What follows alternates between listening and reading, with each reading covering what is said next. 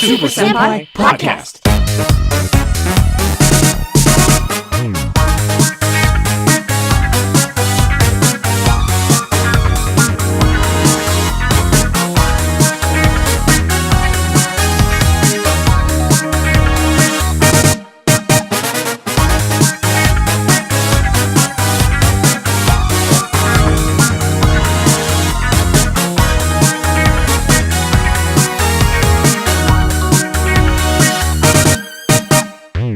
Welcome to the Super Senpai Podcast. This is a weekly, episodic tokusatsu-related podcast where we're talking about big wrecks in spandex. I'm Pat. I'm Grant. And with us this week is a good buddy of mine. Please welcome Prime to the podcast. Guten Tag, mein dudes. Guten Guten Thanks for being here, Prime. Guten Morgen. Thank you for having me. Welcome. I'm always honored to be asked on podcasts, especially considering I'm just some random guy. But you're a really good random guy, right? You're like really cool. I think you're a cool guy. I don't know if that amounts to much in this world, but I mean, I'll take it. For the longest time, I've been going by the moniker of a diabolical union of Cybertronian and Universal Century technology.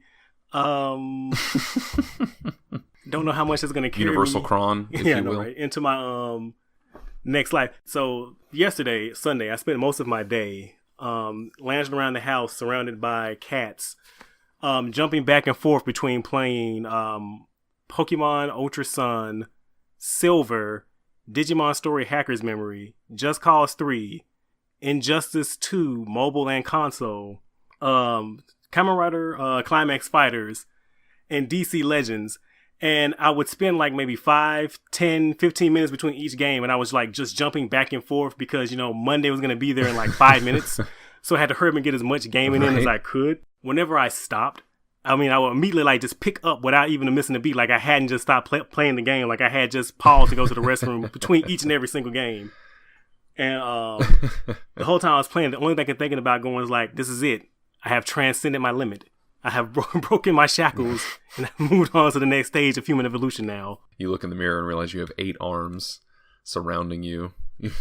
You've become a being of pure light. Ultraman has came and given me a beta capsule, so I'm Prime Gundam Zero Beyond. Glorious. Man, I love Ultraman Zero because he's just a shouty, shonen, hot-blooded protag. He just happens to be an Ultraman, really. Totally, like, and he's just a really good dude too. Like, right? Let me not start talking about Ultraman because I will be that's not the topic of the episode. Let me stop. Yeah, Zero would definitely help you move a couch. So Prime, tell us a little bit about some of your background with tokusatsu and these rubber-suited monsters. Where to start on my history with the Karate Bugmen and the Powerful Rangers? I don't know. Like, I guess it started a lot with like a cultural memory. Like as a child, I had always known who Godzilla and Ultraman were, and I don't know how or where I discovered or learned of them. But I do remember watching some Godzilla movies in syndication and having to, track down watching just random episodes of the OG Ultraman in my area. And I have like the faintest memories of watching the USA Dynaman dub. Hilarious is a subjective term, but there were some jokes told Dynaman dub that aired on USA Network that looked like they just got like a couple of guys when they were just trying to throw any TV show on air at cable back then. And it really just felt like 5 guys just got some episodes of Dynaman and just did some Mystery Science Theater style dub over sound effects. And that's about it. Now I know I'm going to probably date myself, but I was a part of the huge Power Ranger boom in 92, 93. And I was drawn to it mostly because, and I think I said this once on Morphin Metacast, how when I first saw those trailers, when Fox Kids was hyping it up, that it looked like Dinosaur Voltron. And I said, yes, this is, I'm all for this. I'm all in. And I remember the day perfectly because my mom was going to a funeral of a friend of hers who had recently passed. And she wanted to know if I wanted to come with her. Now, never mind the fact that I'm a kid, and there is no way I'm going to a funeral. But there was also no way I was going to miss, again, Dinosaur Voltron. But Mom, I gotta watch this show. The show looks pretty cool. So, yeah, I remember staying home, watching Day in the Dumpster, and several things I love in life, and that being giant robots, superheroes, and boobs in that order. just immediately just drawn to the show. Just it ticked a lot of boxes for little me, and just since then I've always stuck with it and sticking with it now. It's just one of my comfort shows. There are a lot of things that tokusatsu does that other genre and other superhero shows don't do. Because where else but Toku can I get a pirate wearing an admiral hat that has a race car for legs, slicing up giant robot? Like where else am I getting that? Tell me. I feel like even normal anime isn't that brave usually. I mean, yeah, and I often try to sell people, and I don't want to say sell because that makes it sound like it has to be peddled. And Super Sentai and Toku does not have to be peddled to anybody. Either you're all in, or you're not. But I often say to people, like, it's just essentially, live action anime, and it's over the top of my basket, and I just love the nature of it. Fantastic. So would you say that you've been keeping up this whole time? You've just been keeping up, or did it fade and then come back later? There has never been a fade out period. Like, I have always been in Toku. Like, there'll be times where due to, finances, I will probably drop off of comic books, or I'll probably drop off of video games. But because it's free entertainment on TV, or I can, download it or stream it, or, find a DVD, I've always been involved or watched Toku in some shape, form, or in one way or another. Fantastic. I'm seeing your true power level right now, and it's impressive. I mean, that's all I can say. I mean, no, it's interesting. I would express a similar background, and just the whole Godzilla is just a thing from television. I know, right? You never know when you don't know it. Isn't that weird? Like, and how did I learn about this giant Japanese lizard monster man? Like, I don't know. It's interesting to me. I call it just like the cultural memory of it. Mm-hmm. I'm sure someone had to expose me to it. Like, but I can't trace the point of origin. I can't trace patient zero, as it were. Yeah. But and I definitely remember Fox Kids playing those first commercials, and I vividly remember Jason in the morpher, like his face, and Tyrannosaur power. I'm like, what is this that I'm seeing? Like, it was pretty incredible. Dinosaurs and robots? Yes, please. Yeah, right. So, Prime, tell us a little bit. You're caught up now on Lupinranger versus Patranger, and tell us a little bit how you're feeling about the show so far. Where to start? So I had a little bit of trepidation when I heard the concept of it, like two simultaneous teams, especially with how they were selling it, saying like it was essentially like two shows clashing into each other. And I was stroking my chin, going, I don't know, Toei. That sounds a little bit ambitious from what you usually do. But to be fair, like I didn't mind. Like, I know a lot of people had slack about Q Ranger. I'm not caught up on Q Ranger. I think I'm in like the 20s, 25, 30s. And I'm liking it, but I can tell like it seems like they overreached a little bit with Q Ranger. But I always say like I'd rather you miss aiming for the moon than just pilling around in the mud. Pro quo, I said moon in space. But anyway, so once I watched like the first episode and see some of the trailers, I'm really kind of digging it, especially like some of the camera work that's going on in the show. And some of the stage direction, like some of those fight scenes, especially how they're presented and how they're written into the show, like it should really, really be hard to track what's going on in the fight scene when it's essentially like two Sentai teams plus a monster group. And it's like, there's no like one side. It's all three factions in one fight, and they're all, having their own goals and agendas. And you would think that the action would be just a little hard to follow from episode to episode. But so far, especially with some of, like I said, the interesting camera work they've been doing, it's been really surprisingly easy to follow and really, well staged. That said, now that I said it out loud, now I have a kind of fear of like how long they're going to maintain this. Is it going to be like this situation with and Kamen Rider Kabuto, when those first couple of fights with the clock up system were so amazing, and then right around what was it, like the 20s or the mid 30s, they just kind of went womp womp. I mean, the fights were still good and still interesting, but they didn't have that same, kinetic energy that those first earlier fights that Tendo had, especially, and I always use this as my to-go-to example, that one where he fought the worm in the rain and they did like the slow, my gosh, that fight is amazing. Yeah, yes. And we saw that a little bit in my limited experience, saw that a little bit in Forza too, with the early episodes featuring a lot of heavy wire work, and that's sort of fading as the show went on. But they seem to have maintained it quite a bit here with Lupinranger versus Patranger. Yeah, but we'll see.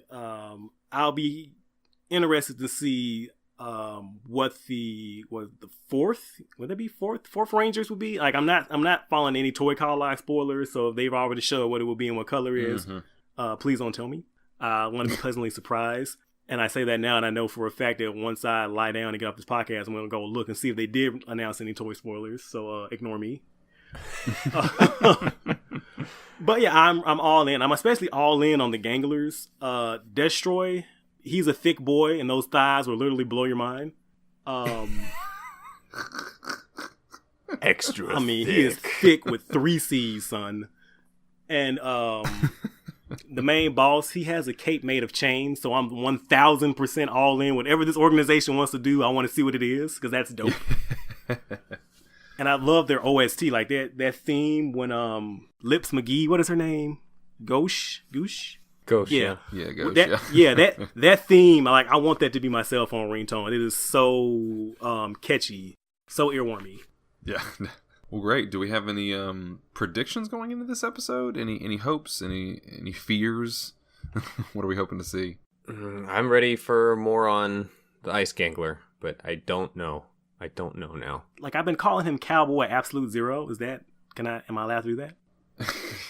Yes, this has my blessing. Okay, so that's what it'll be. That's, we have to call him that. It's now. been car stamped. Cowboy Absolute Zero. Excellent. Yeah, I mean, I guess I'm going to keep wishing for, a little bit more on the Mafia monsters and their MO, but otherwise, it's been a delight so far. So, while speaking of the Mafia mob, one thing that I usually like about Sentai is how the unlike Power Rangers, is how sometimes the bad guy organizations, they all have like different goals and different purposes. Sometimes they're aliens, sometimes they're demons, sometimes they're just trying to make a quick buck in their mob gang. Right. That's being said, that this is a mob gang, like, ideally what I think would be really neat. I don't want to say ideally, because then I'm coming up with expectations that I don't want to have. I'm trying not to have any, preconceived notions about the show. But, with the premise of the Ganglers and the guy saying, like, if, you gather the treasure and you bring it to me all in one piece, I'll make you the next mob boss. What do you think would be, or how would you envision the show would be, is if some way, let's say maybe through the midpoint, maybe after the extra or 6th Ranger, I know it's not 6th Ranger. Yeah, he's 6th. No, he's 7th. Yeah, 7th. Anyway, when the 7th or 6th, whatever, when the extra Ranger gets added, would you think, or would it be interesting if the show would devolve into like all out like gang warfare on the Gangler side, where they're like, let's all vie for that top spot, and let's like, do some Soprano / The Wire type deals going on, while the Lupinrangers and Patrangers are doing their thing in the background. I'm interested. I think that's to get really tricky, because then the Ganglers are really sort of destabilized while trying to fend off the others. So you're going to have a bunch of crazy underhanded stuff going on. I guess if they execute well, I wouldn't mind it being the case. Yeah, I mean, I would definitely like to see it. I mean, we've already got multiple sort of hero teams. I don't know if it's really implied, but one could see how the Ice Gangler, Cowboy Absolute Zero could be his or her own faction as opposed to the other mobsters. I think it's the big thing is not really knowing what the mob is about. I mean, we know that Ghosh kind of likes to experiment on things, and there seems to be some friction along that front, but not much more beyond that. But I would love to see a 5, 6, 7 team sort of all-out, free-for-all, Warriors style, just gangs in the street fighting each other. Yeah, and I feel like that could be interesting because, like I said, we don't really know what the ultimate goal of the Gangler is. Like, and I think that's also what's drawing me to them very interesting. Unless I missed something watching subbed. Like, they're not usually after what, the most typical Sentai bad guys are after. Usually, like, we got to gather fear to fill this river and cross over into this dimension. Or, dinosaurs killed my kid, so I'm salty and want to ruin children's lives. Yeah, Bandora, that's great.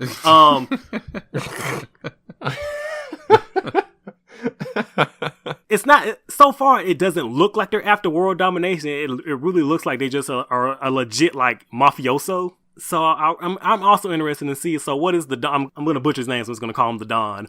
What is the Don's? What is his end game? Why is he putting the members of his family against each other to try the top spot? Because he doesn't strike me as the type of person that will concede power easily, just from what little we've seen of him, and how he commands respect and fear in equal measures. And again, just in the few scenes he's been in, I'm just curious to see like what's the point of what's their ultimate connection to the Lupin collection?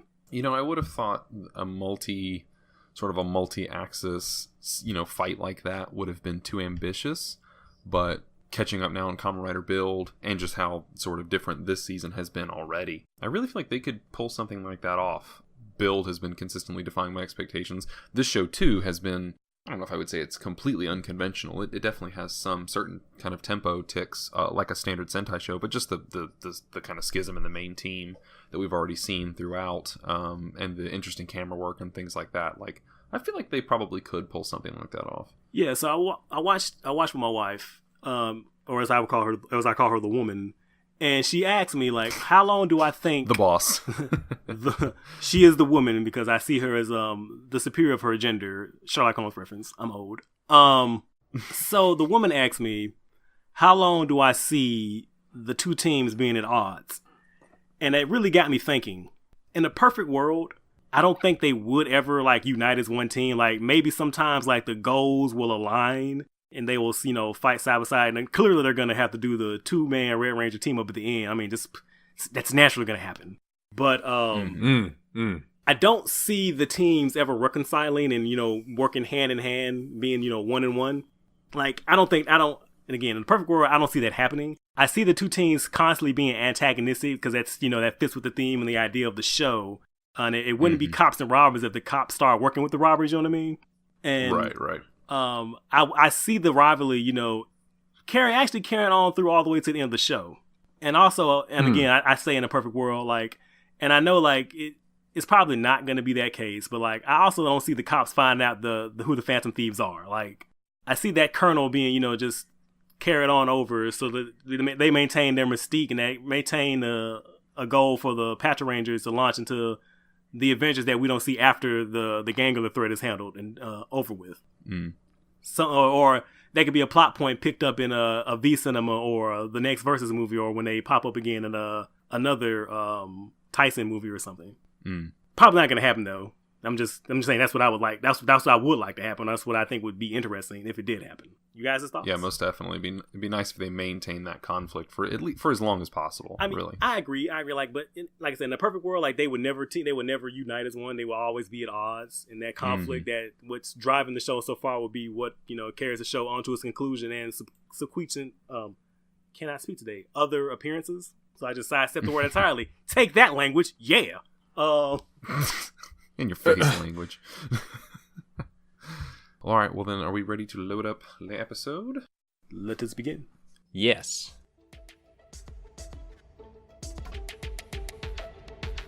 この番組は楽しい時を作るグループ PRT とザ・コミックフィンドとご覧のスポンサーの提供でお送りします。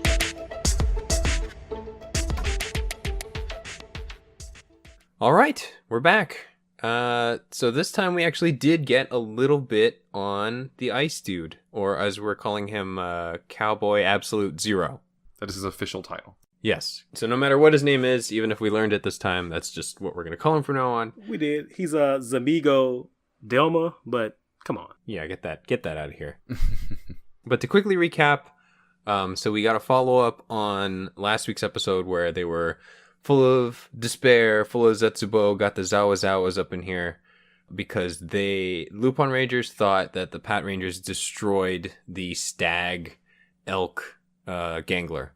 Lupin Red goes off on his own, kind of just bummed out, really wallowing in his despair, and then he runs into Pat Red, who gives him a clue that the Cowboy Absolute Zero is out and about. So he just runs around all night looking for him. Meanwhile, they sort of realize, okay, there's no way, Lupin Yellow and Lupin Blue figure there's no way he's actually dead, because usually Ghost shows up and just makes him bigger, and it's like, wait, that didn't happen this time. So they piece it together. Pat Rangers track down the stag gangler, and Lupin Red tracks the Cowboy Absolute Zero down in like a tanker, like a warehouse tanker thing.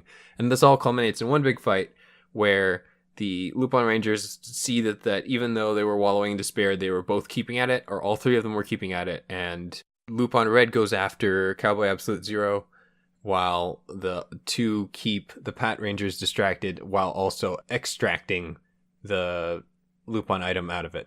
we kind of get a bit of a one-on-one action between Cowboy Absolute Zero and Lupin Red, and then he pulls out the scissor and blade weapon, which after a short conflict and sort of impressing Cowboy, then he kind of ducks out, and then we get like a full mecha fight with Lupin Kaiser and the Stag Elk Gangler, which we get to see the scissor blade upgrade in the fight. We kind of get sort of a reunifying or unifying moment with the Lupin Rangers, and they like, oh, okay, things just sort of worked out. And then a friendly exchange between Lupin Red and Pat Red. I think that should be it.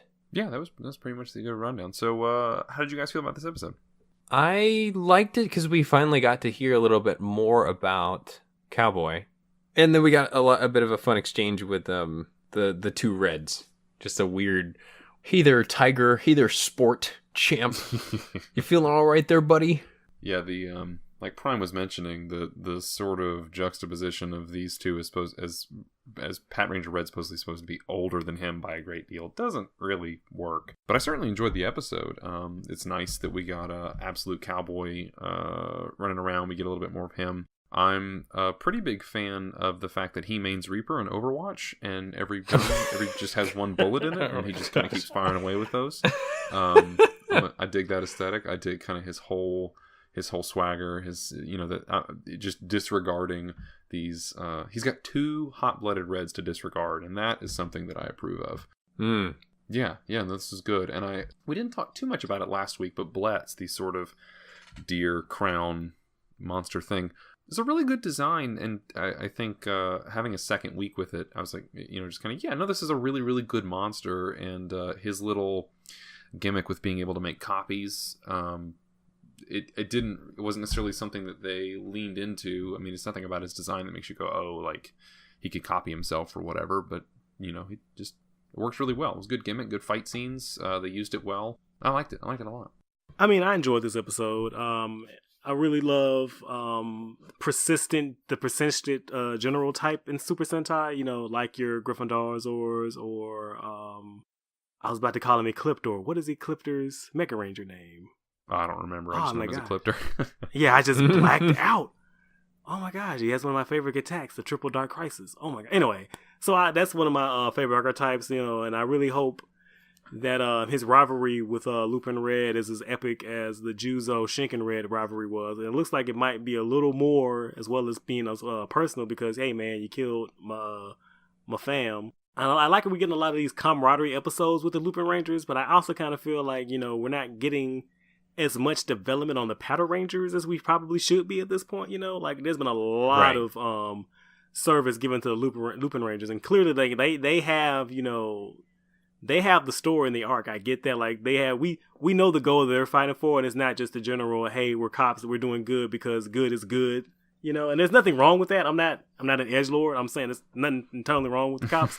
But like I want to know a little bit more about the Power Rangers. Like I feel like we know a lot about the Lupin Rangers, and I think we need a little more balance on their side. Like I do, we know that Tsukasa likes to hug stuffed animals. That's cute. And that not Deca Green, forgive me because I can't remember his name. Sakuya? Yeah, thank you. Yeah, he's a thirsty boy. He wants it. He wants it bad. But like, just a little bit more. And like I've been joking for most of the time we were talking about it, like there is no way that the two Reds, like the fact that they're coding Patron 1 is older than Lupin Red, like to me that's utterly ridiculous. Like come on guys. Like and I don't want to say it takes me out the show, but whenever they like do those scenes like the hey sport, hey champ here earlier, like it doesn't take me out the show, but it gives me a little pause. Like it's just no way. It's like maybe it's like 20, early 20s versus, fresh out of high school, 18, 19. Like there's a little bit, I could see them arguing for a little bit of a difference. Because I know if I look at pictures when I was, early 20s or even like 19, I was baby-faced as heck. So okay, to be fair, because they are coding Lupin Red as 17, 18, right? That's like, I think that's the age they're giving the show. Yeah, but like if that was the age difference, that'd be fine. Matter of fact, like you can maybe if they were maybe him, coding Patranger 1 is to be kind of like a big brother to him, like I want to take this kid under my ring, like that.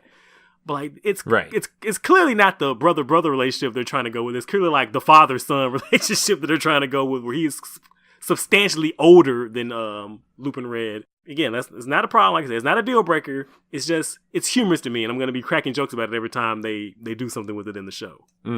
Again, the fight between Cowboy Absolute Sub-Zero and Lupin Red was really good, really well staged, really well choreographed. Just like I said earlier, the fight scenes in this show continue to impress me, and I really hope they maintain that same energy up until the late 30s, early 40s.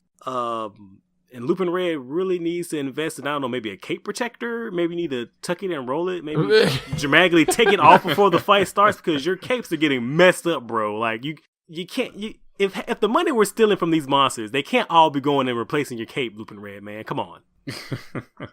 I think they get a new one every time they transform, right? Isn't that how it works? But do they though? Like, come on now. Somebody has to make them. Like, we have to make sure the economy is thriving, man. Somebody has to be making these capes for the costumes. I mean, it can't be inexpensive to have Good Striker put in a kennel as often as he is. Like, that stuff's expensive. Like, yeah.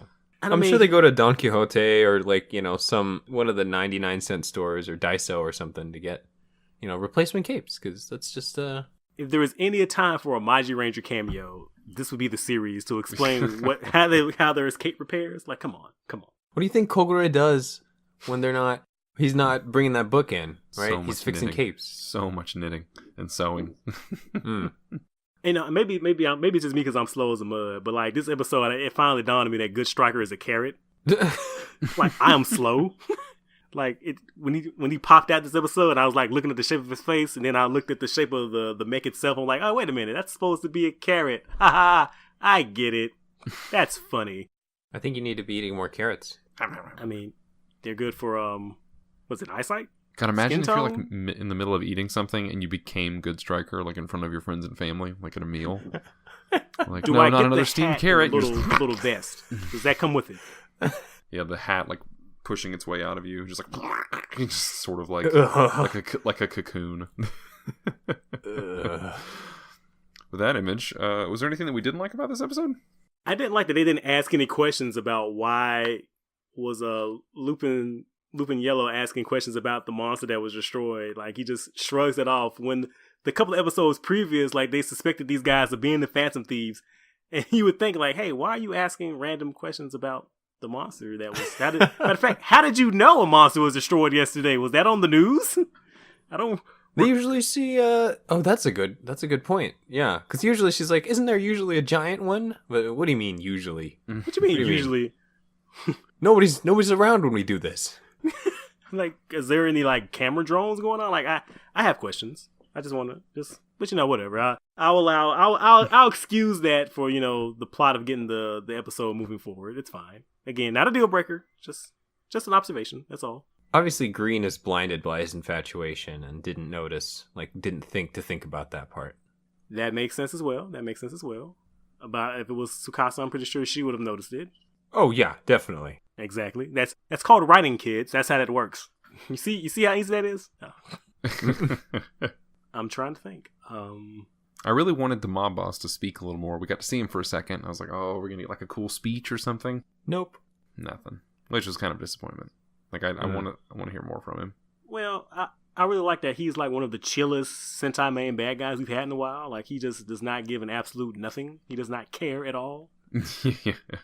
It's true. Like, he is completely 1000% unbothered, which makes me think he is cooking up something. He has to be cooking up something big. Like, I'm watching the mob boss this whole show. And I feel like Homer from the episode of The Simpsons where the mob and the Yakuza were fighting outside of his house. And he's watching that one guy in the back going, hey, that guy hasn't moved since the fight started. You know what I'm saying? Like, that's how I feel like. I'm watching the mob boss. Like, he's too calm for, like, the situation that he's presenting by, hey, I want to find my successor. Oh, man, these two groups of multicolored powerful guys are kicking our butts left and right. I'm just going to sit in my base here and just drink wine and hang out with Ghost and smack her in the butt every now and then. Am I beautiful minding it here? Am I about to beautiful mind it here? Or, like, maybe Kogure and Hilltop both work for the mob boss? And like, I'm pretty sure Koga does, but don't you? Hilltop is too pure. Don't you dare. That's what I'm saying. He is so pure. I mean, that's just it. Hilltop is so pure. He is. And Jim Carter's a ruse, because we look at Jim Carter and we go, oh, that's like one of those robots that, like, you know, an automotive company makes, and it can play violin, and it's like deep in the uncanny valley. But in fact, maybe it's Hilltop, because he's so sweet. Yo. What if Hilltop is the mob boss and that's his human guys? What if he doesn't even know he's the mob boss? It's like a Dr. Jekyll and so Mr. you're saying, Hyde like, thing, but it's like amnesia too. So like a Diavolo from JoJo's Bizarre Adventure type thing, where it's two personalities in one body? Oh, no. Yes. Yeah. Oh, no. One of them pure good, one of them pure evil. I'm all in on this. We better get that. We better get some frog phone calls if we're going to do this route.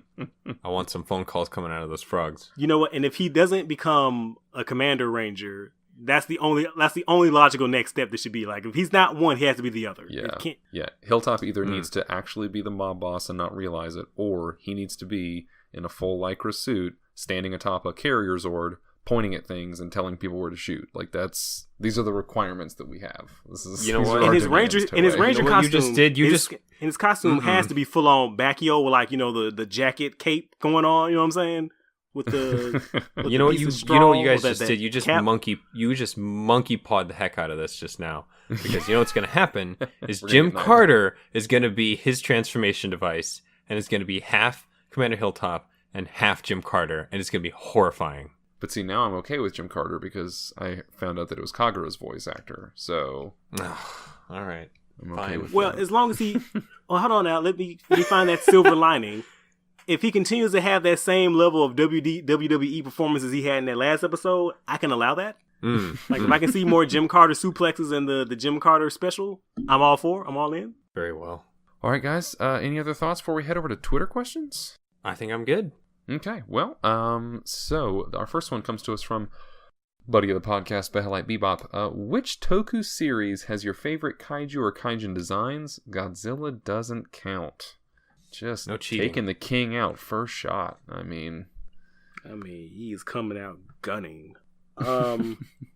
Wow. So I'm going to go with my gut reactions, because those are always the best, I'm told. So without too much thought into that, I'm going to say the Orphanox from Foz are really neat. And I'm not talking about, like, because if we're talking about individual suits or individual characters, we will be here all day. So I'm just thinking in broad sense. If I'm seeing snapshots, I'm seeing groups in my mind. So the Orphanox from Foz, the Imagine from Dino, the Gaiark from Go Onger, whatever the group was called in Metaler, the something Empire or something, I don't know. Those guys always stick out to me. For some reason, Gridman is popping up in my mind, but only because I'm currently watching this show now. But to be fair, those monsters are pretty neat. I mean, you guys seen Gridman and Superhuman Samurai, right? They're basically just Ultraman monsters with cybernetic bits on them. Well, some of them are Ultraman monsters with cybernetic bits on them. And I don't know, maybe this might be totally plebeian of me, or maybe it might be tinted by nostalgia glasses, but I really like the Jew Ranger monsters for, like, the classical mythology monsters they had going on. That theme, that motif is really neat. Yeah, some really great designs in that. I think that's it. I can think off the top of my head if you holding a gun to me. Well, this one's a tough one for me. And it's always hard when you pick an Ultra series because they reuse designs a lot. But I'm going to go with Ultra 7, not only because it's one of my favorite shows, but because it has a lot of the designs in that feel like either refinements from the first season or just are some of the both. Like I love King Joe. I love Dinosaur Tank. King Joe because he's like a legitimately enjoyable design with lots of symmetry and he can break into pieces. Dinosaur Tank because he's the fever dream of a madman, and he is exactly what he has described. He is a dinosaur laying across a tank. A lot of really great monsters in that one. Mechanical Dragon one too. I can't think of its name as it comes to my mind. But the Ultra designs are a favorite, and seeing them show up again and again is really fun. Particularly now that in recent seasons they've started doing things where they not only do they have the heroes have like power merging stuff, but the kaiju also merge. So you get to see like, you know, two older kaiju designs merge together to form a new one, that kind of stuff. That really works for me. I guess since I wrote like a couple down here, but my number one, you know what? I'll count up to this, but I'm gonna say that I really liked the Undead and Blade. I thought that the theming. I'm crazy about playing cards because I'm basic, But so like turning a bunch of different monster races into playing cards, including the Joker, was really cool for me. I liked the Orphanok and Fies a lot because I liked sort of that washed out bone white color of them, and then also sort of the motivation of being like dying with unfinished business being their motivation. But my number one, I think, has to be the greed from O's, because I think just design wise, I think that making each of them being a part of Oz's suit was really cool. But then also like the idea of something being made to be incomplete and then so can never be satisfied is just really, really cool.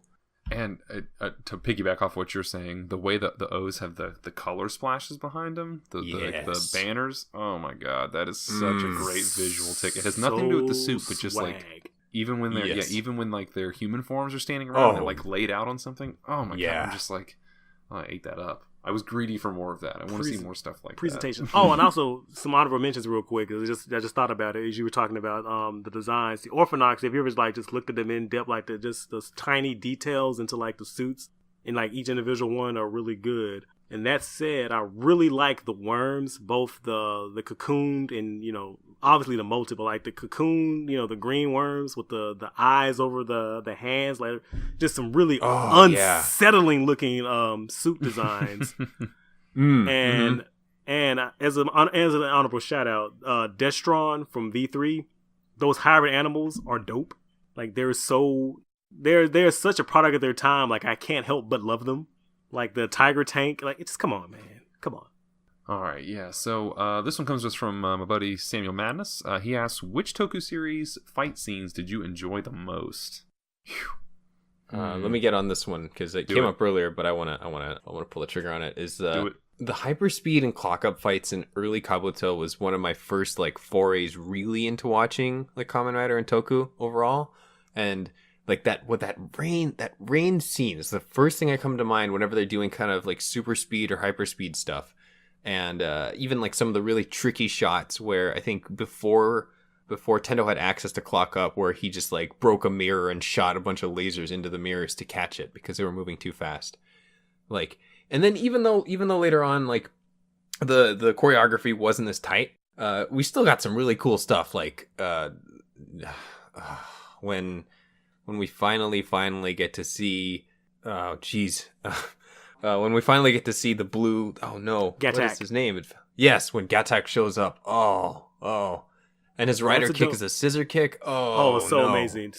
Oh, so and good. the fight between Kabuto and Gatak and the hoppers.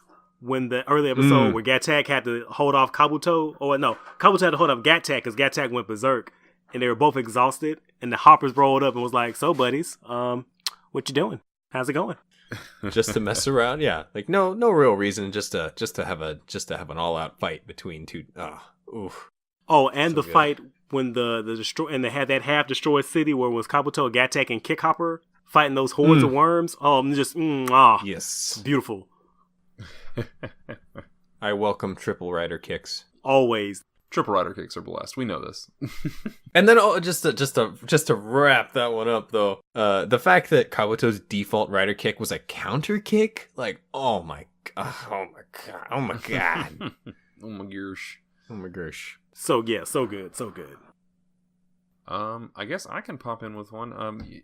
This one for me, and this is one of those, I've said it many times before, and it's a low-hanging fruit, but I'll say it again. Ranger, just because theming it around, Chinese martial arts and things like that is just, it's a very easy in for me. It always works. It's universally a theme that I like.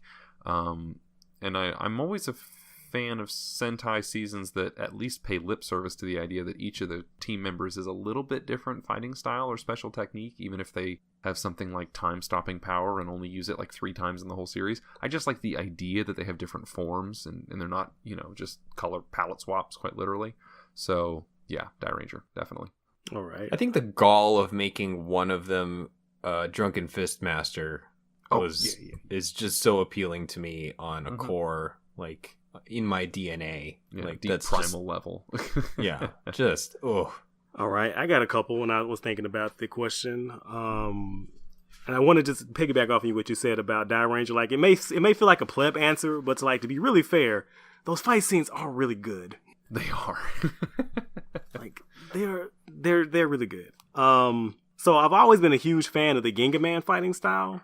Like I don't know, it's something about that animalistic technique. Like there some really good fight scenes in there. When they slap the ground, that is the best thing. When they're like boom boom, and you're like it's about to happen. It's on. It's or when they would like drag the mooks across the ground and just slang them off. They're just good fights. Good fights. Go Busters had some really good stunt work, and I think that was the privilege of having people who don't normally do Sentai do Go Busters. So we got a lot of interesting fight sequences in there.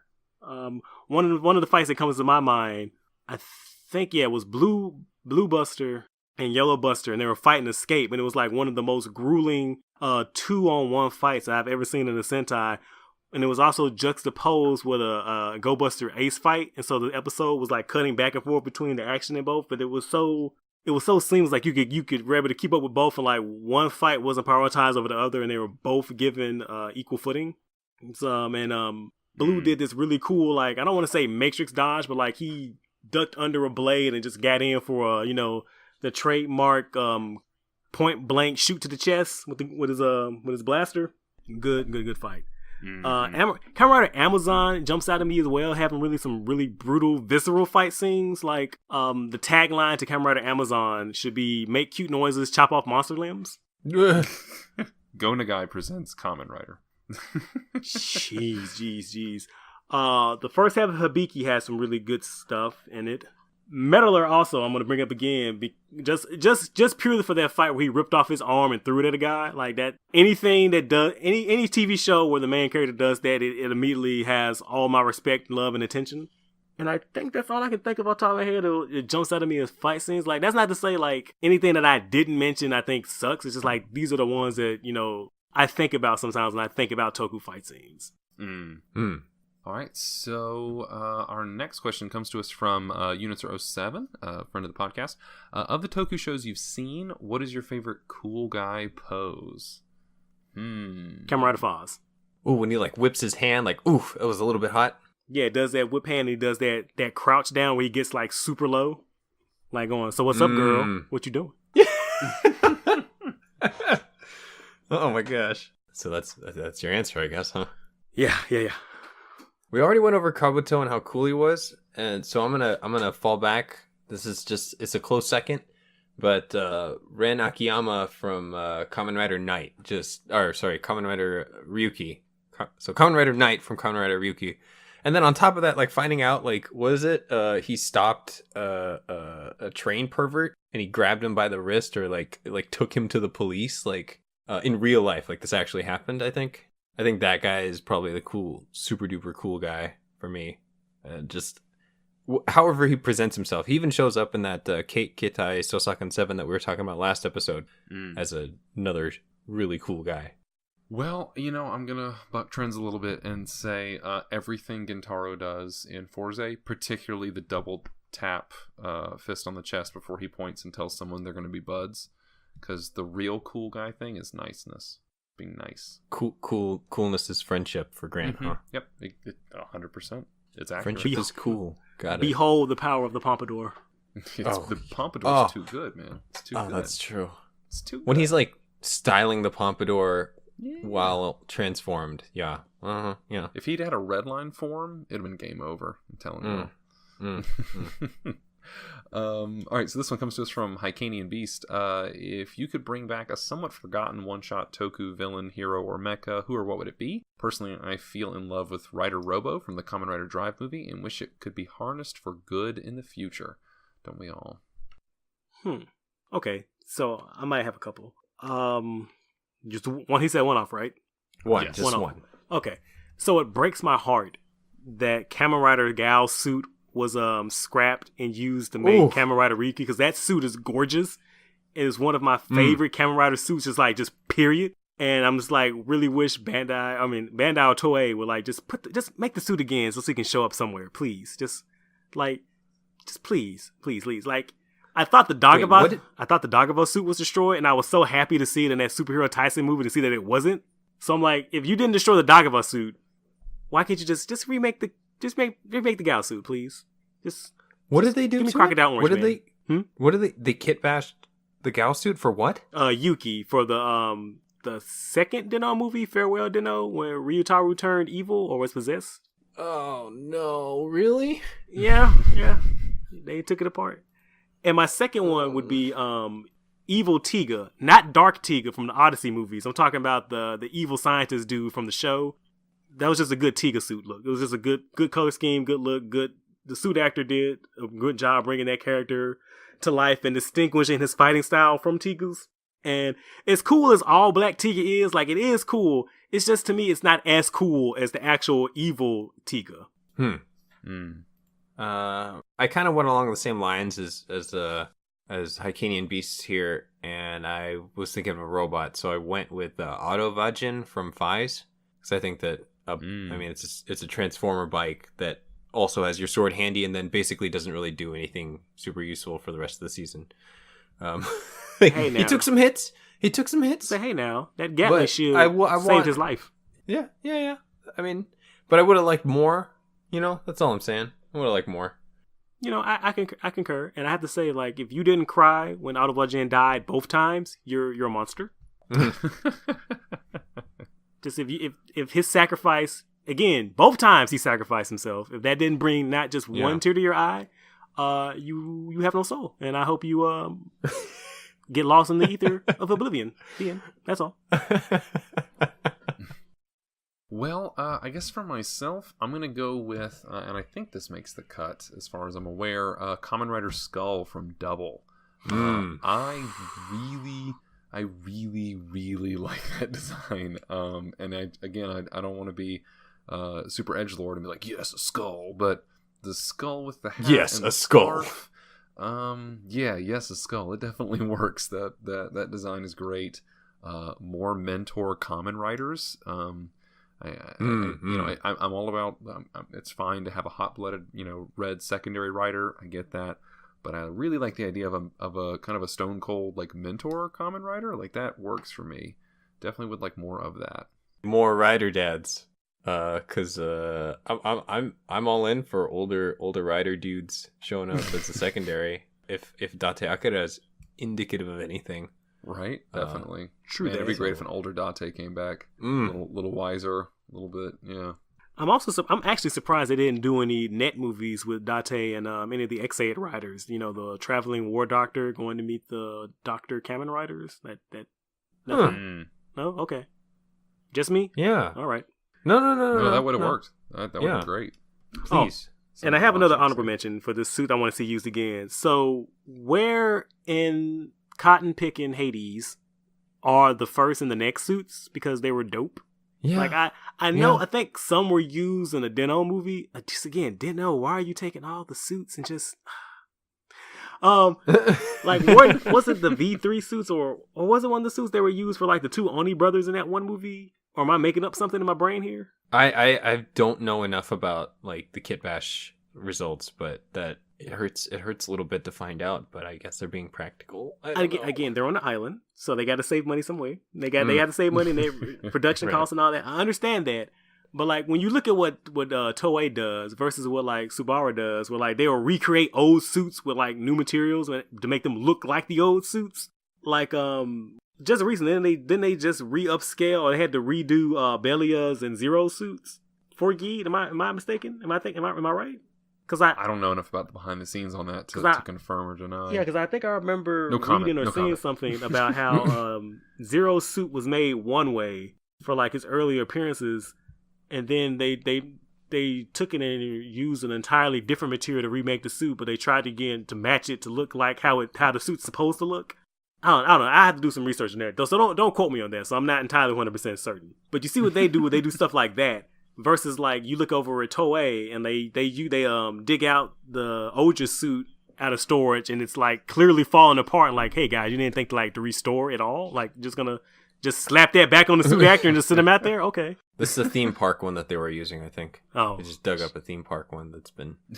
I don't know. If you that's know true. what? What's it? It's that sounds like BS, but I believe it. I still need to go to that theme park. We all need to go to that theme park. That'll be one heck of a live stream. I want to see it.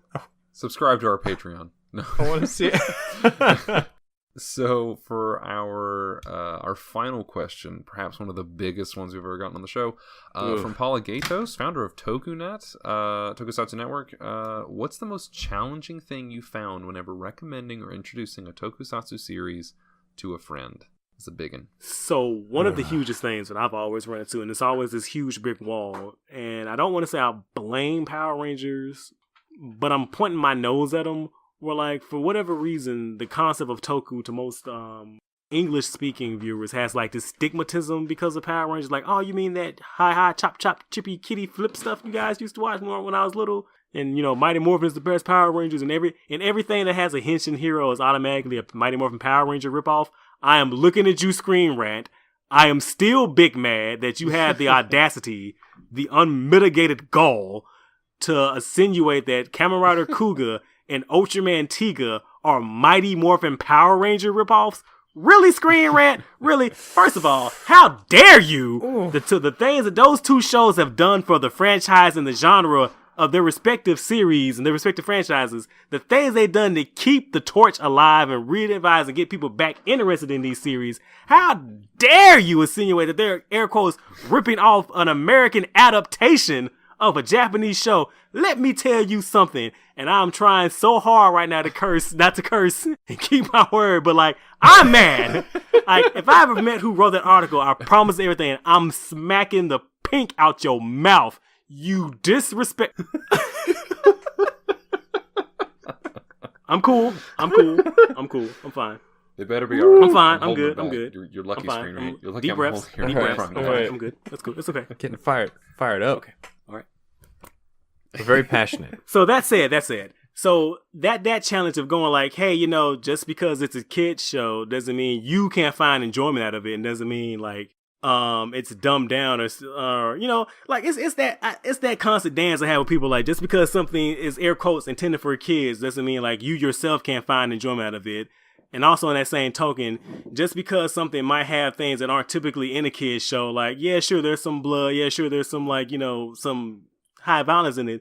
Don't be like, you know, an edgelord. Like, that's not what makes it interesting. What makes it interesting to me, at very least, is what I said earlier about there are certain things that Toku does that you don't get in any other superhero, any other fantasy franchise. Like, a lot of it is just high concept fantasy, and it's what I used to call imagination in motion. Like, they try not to have They try not to have anything bounded by any sense of what is practical or what'll look cool, what'll look cool to the most people. Like, it's just like, when you look at suits, like, and I know I'm probably rambling now, but like, when you look at a suit like Kamen Rider Decade, that suit will not be in an American TV show. It would not be in an American comic book. Right. It wouldn't even be that color. It wouldn't have any of those design elements. But yet, when you see that suit in motion, like the suit, the body, it all just comes together and it works. So when I try to introduce people to Toku, I try to just stress to people to have, you know, just an open mind. You know, don't be judgmental. Try to not to leave those preconceived notions of this that Power Ranger flip kippy chip stuff, and just have an open mind. You might be surprised what you enjoy, because they're like, and Tokusatsu is so broad. There is literally a show. And there's literally a thing for everybody. And what I think is really interesting about Toku, especially like these long-running franchises like Kamen Rider, Ultraman, and Super Sentai, if you don't like the show this year, okay, wait for the episode. See what the next show is going to be. You might like that one. Because it's constantly reinventing itself to find new audiences and to reinvent itself for the year. And I don't want to say to stay relevant, but just to stay current, to stay in the eye of the public. Yeah, totally agreed. For myself, I think it's a double whammy here. First off, and this is going to be one of those like real basic concerns, but I have this with recommending anime and stuff too. Most of it is subtitled and not dubbed. For those of us who are deep in it, who are just up to our eyeballs in, you know, in media from other cultures, we just assume we're reading subtitles. For a lot of people, they don't like to do that, and they're like, ugh, I have to like work. I have to like look up and down at the same time, like, ugh, like it is a barrier. A lot of people who I think would really like it, they just don't want to read while they watch TV. They're, you know, and I don't understand that mindset, but at the same time I understand it. Like, they would rather not. So that is a barrier. But I think more specifically to Toku itself, Prime touched on this, but I tend to be a person that believes that oftentimes something or someone's greatest strength is also their greatest weakness at the same time. And the greatest strength of toku is that there is really nothing else like it in live action. The downside is it really has no analog that I can compare it to. You know, when somebody asks, what is toku like? You know, why do you like it as opposed to something else? I can't point them to an equivalent in at least modern American media and say, oh, it's like that, because it's not. There isn't really an equivalent right now. I oftentimes say it's Batman 66 if it had never stopped and just kept going. Or I was actually telling my wife this the other day because we were watching, she likes the show Crazy Ex-Girlfriend. It's a show that she really enjoys. It's got a lot. It's really good. It's a good show, but it's a show that she was trying to describe how something could be so real and so ridiculous at the same time. And I was like, it's because it commits. It doesn't matter what the idea is. It doesn't matter how ridiculous it is. It doesn't matter how emotional it is. It always commits, and it's not snarky. It doesn't go like, can you believe this? You know, that kind of way. Like, oh, I hate that. You know, I love the Marvel Cinematic Universe. I love the Marvel Cinematic Universe. I love those films. I hate that. Like, nothing can't be sincere. Yeah, but like the style of comedy in a lot of those films is like someone winks at the camera and goes like, "Can you guys believe how ridiculous this is?" It's kind of, you know, it's very snarky, and I understand. Oh, I hate that so much. It's fine, but it's like Toku doesn't do that. Toku never. Toku will, with a straight face, have a character fighting to avenge his dead girlfriend, while the character next to him is half lion, half vacuum cleaner, and it won't even bat an eye. No one in the scene will go like, "Are you guys seeing this?" No one ever says that. It just commits to whatever it's doing. So, but the problem is that there's really not a lot of equivalents. Certainly not in our superhero media. Like, really, there's not a lot. Maybe some comics. Like, I definitely, I haven't read it, but I get a vibe like that from, say, like Squirrel Girl. I see a lot of people reading that and enjoying that. Maybe that's a close equivalent or something, but it doesn't. It kind of stands alone in terms of live action media. So, and the same people who might be able to get into it, they don't like it because it's people who might like live action. They don't want to watch subtitles. The people who watch anime don't want to watch live action. So it's really hard to get people to take that plunge and jump in. But yeah, and I have this conversation a lot with my friends about, so how is the ridiculous things that I like or that they like any different from the ridiculous thing that you like? Like, so why, for example, are you turning your nose up at this guy who likes this TV show about a guy in a hood who goes out at night and fights people with bows and arrows? You call that ridiculous, but then you're going to go and see your movie about space wizards with their laser swords, and that's not as ridiculous. Right. Like, I don't understand like these weird lines in the sand that people draw with fantasy media. Like, it's very peculiar to me, you know? So I've sort of been at this sort of attempting to evangelize among friends and friends and well-wishers since about 2007, 2008. And, you know, obviously we're crazy about it because we're here and we're talking about it. We're, 10 episodes every in. week. Every week. Yep. And, you know, and it's something that I've kept up with for long enough that I kind of know that there are pitfalls here. And I know I have tried and mostly failed at getting people to check this out. Like, and things that I've learned or things that I've felt, you know, either because it means something to me, you know, it means this ideal or this way that stories are told or presented. It's very unique and very appealing in a way that mixes martial arts and practical special effects and doing it all consistently every year. And I feel like the effort of it and the design work that goes into it is just, I'm so fascinated by it, so interested.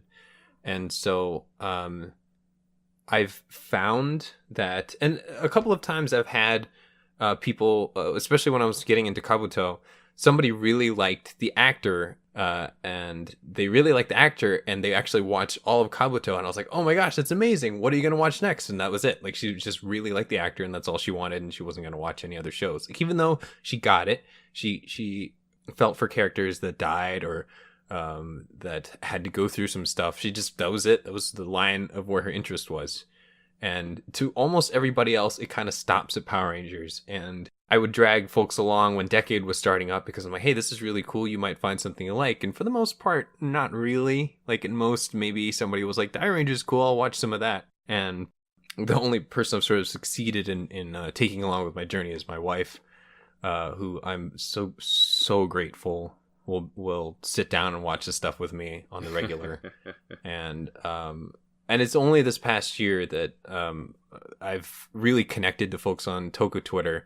And you, Grant, I'm super grateful for you sort of helping foster this environment for discussion and discourse and just for sure. appreciation for this stuff. It's just... So what I've tried to learn, and this is... I've went with a long preface for this, but basically, to as passionate as you are about this, to not take it too seriously and recognize that it won't always click with people. And especially... things that you accept, going into this, you'll accept that the half stag monster can duplicate itself as its power set, even though nothing in its design says that it will. And we're going to have a mandatory robot fight every episode because that's sort of, you've gotten used to these things and that's sort of how it works, but is appealing about it. And that some people just aren't going to accept or really like those things. And, you can, try all you like, and maybe you'll find people out there that'll do it. But I think accepting that, even though you think somebody might like it, that it's okay if they don't, and maybe you'll find people eventually that you'll connect with for it. Yeah, and that's the kind of the brick wall. I feel your pain there, man. It's because when you're passionate about something, you want to share your joy with other people, and like I said, that stigma that is attached to Toku, and I don't. And like I said, I don't want to blame Power Rangers because it's done a lot for exposing Toku to people who might not have even, heard of it, and who might not have even a chance. It's a double-edged sword. It exposed a lot of people to it, but then now it carries that stigmatism of, a lot of the earlier seasons that Power Rangers. That's what people think Toku is, and it's well far beyond that. And so I understand that, and you want to share with people. You want them to because something brings you so much joy, you want them to feel that same joy that you feel when you're experiencing something. But a lot of times, a lot of people aren't gonna, I don't want to say that's a losing battle, but you just gotta, sometimes hedge your bets, man. I mean, I know it sucks because I would love to talk about Toku to every and anybody. I will talk with you every day about why Bandora is one of the greatest villains in fiction ever, bar none, full stop, period. Bandora is amazing. But that's, not for everybody. Just not everybody's going to want to play video games. Not everyone's not going to run and read comic books. Not everyone's going to, watch movies that were made before the year they were born. But my thing is, and the thing that, crisp my biscuits are the people that are douchebags about it. Yeah. You know what I mean? Yeah. It's one thing to go hey, it's cool that you like that, but it's not for me. And that's one thing. That's fine. That's understandable. But to go, hey, that thing you like is stupid because you like it, or it's stupid because I think it's stupid, and you're not giving me anything other than, preconceived and ill-informed notions, that's when the Papa Bear claws me. That's when I get angry. That's when I want to start giving the 5 fingers to the faces. But that said, just again, I'm a person, like I said earlier in the podcast, I'll try anything twice just to make sure I don't like it. And with certain things, you just have open minds, y'all. An open mind is free, and the only thing, it's not going to take anything from you. If anything, it's probably going to give you more than it'll ever take from you. The only thing that it costs you to experience something is time. I know people like to joke and say time. I can't get my time back, and it's not that big of a deal. There's plenty of time to experience and watch all types of shows. The only problem that I run into is I don't have enough time to experience everything that I want to experience. That's because I'm greedy. I want to experience as much as I can. But anyway, I'm rambling. I'm sorry. I apologize. How dare you talk on this audio podcast thing, you monster. How dare I experience thoughts and string words into sentences? You think I brought you on here to talk? Somewhat coherent thoughts, maybe 50% coherent thoughts, because I do ramble. But that said, just. And I run into this because I'm thinking about my own personal experience of just trying things, because I've had some people who would just fight me, and I mean literally they were at me they don't want to watch anything, if it's live action in them Karate Bugman suits, I ain't watching it. But because I know certain people and I know their tailor and their taste, I would go, hey, you like, Detective Conan, right? Hey, why don't you watch this show, Kamen Rider Double? Or you like Jackie Chan movies. Hey, why don't you watch this show, Geki Ranger, Die Ranger? Or hey, you like Godzilla? Let me introduce you to this show called Ultraman. So like, and that's the thing. That's when you have to know if you really know the people in your circle. How well do you know them? Because I've had some success with doing that. Like I would recommend them shows that are kind of sort of similar to the things they already like. Like so maybe you can try that. I'm sorry, I'm still rambling. What was the question again? I completely just went off. So sorry. The roadblocks you run into when introducing people in the toku. So yeah, so it's just like that stigmatism about it, being a child kid thing. And I've run into the thing about trying to make sure when I recommend something to someone that it's already tailored to something that they may already like. Like I had a friend for years, like he's a huge Power Ranger fan. But like for years he wouldn't watch any other toku because he's like he didn't want to watch anything that's Japanese. I don't know why specifically Japanese. I don't know why he's singled that out. I'm not going to ask any questions. I'm not going to look too deep into that because I might not like the answers I get. But so I would try to recommend like, why don't you watch this Super Sentai? Why don't you see this? Like, no, I just want to. I'm not really interested. So I said, okay, cool. So one day I caught him off guard and said, hey man, why don't you watch this show, Kamen Rider Den-O? Because I know his style of humor and I know the type of anime that he likes. He watched that one episode of Den-O. He disappeared for like 2 weeks and came back to me when he somehow knew more about Den-O than I did. Yeah. So there's some success stories. Yeah, there are some success stories. It's just like know who you're pitching to. I think that's my too long didn't read, and I'll stop there. Know who you're pitching to. Definitely. Well, guys, I think we pretty much covered it. Prime, thanks so much for being on, man. It was really great to have you back on another show of mine, and let the people know where they can find you. Oh, well, they can find me on Twitter at primegundam. That's where I usually spew my thoughts.